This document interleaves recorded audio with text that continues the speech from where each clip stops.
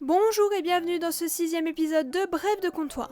Je voulais attendre la saison 2 de Psychologie de comptoir pour parler de cette série, mais on n'en parle jamais assez. Aujourd'hui, on va parler de la série All Flags Mean Death. All Flags Mean Death est une série de 2022 dont le dernier épisode de la saison 2 est sorti le 26 octobre de l'année 2023, évidemment. Elle raconte l'histoire de Stede Bonnet, riche aristocrate qui décide de plaquer sa vie, sa femme et ses gosses pour devenir pirate.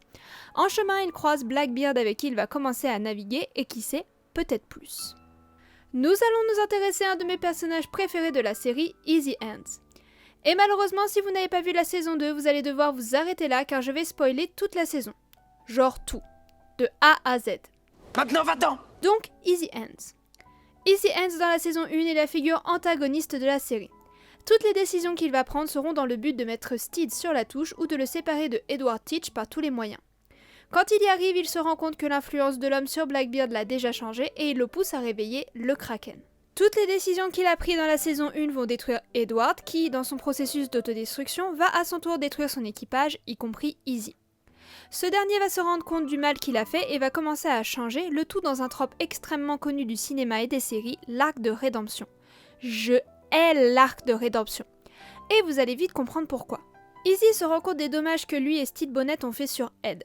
Les répercussions qui se retournent notamment sur lui vont lui attirer la sympathie des autres membres de l'équipage qui l'ont détesté autrefois, entre autres à cause de sa trahison envers le couple, mais aussi son comportement envers les autres. Cette nouvelle sympathie va lui permettre de s'ouvrir aux autres et de prendre des décisions pour améliorer les conditions de vie de l'équipage, à commencer par la formation de Bonnet. C'est cool, hein? Le personnage est heureux, il a des amis, il s'est fait pardonner... Attendez, qu'est-ce que c'est ça dans le fond? Un sacrifice? Non, c'est pas possible, le personnage est enfin heureux, on va pas le tuer quand même. Hein? Eh bah si! C'est pour ça que je hais l'arc de rédemption. Car dans 95% des cas, le personnage qui a enfin décidé d'aider ceux qu'il a trahis, qui remontent dans notre estime, finit par se sacrifier pour sauver les autres. C'est une construction qu'on retrouve principalement chez les antagonistes, que ce soit Humpty Dumpty dans le chapeauté ou encore Scourge de Thor Ragnarok. Même si dans certains cas le sacrifice est plus symbolique que littéral, dans beaucoup d'autres on assistera à la mort du personnage pour qui vous aurez de l'affection pour mieux vous briser le cœur derrière. Pour notre arc de rédemption, nous avons donc besoin d'un personnage que l'on identifie comme un antagoniste.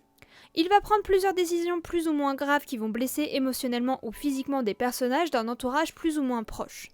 Ces décisions sont suffisamment pardonnables, justifiées par le passé de l'antagoniste ou une motivation qui semble logique.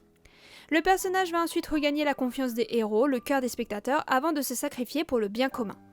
Voilà, c'est la fin de cet épisode, j'espère qu'il vous aura plu. Si c'est le cas, n'hésitez pas à liker, à partager et à vous abonner si ce n'est pas déjà le cas.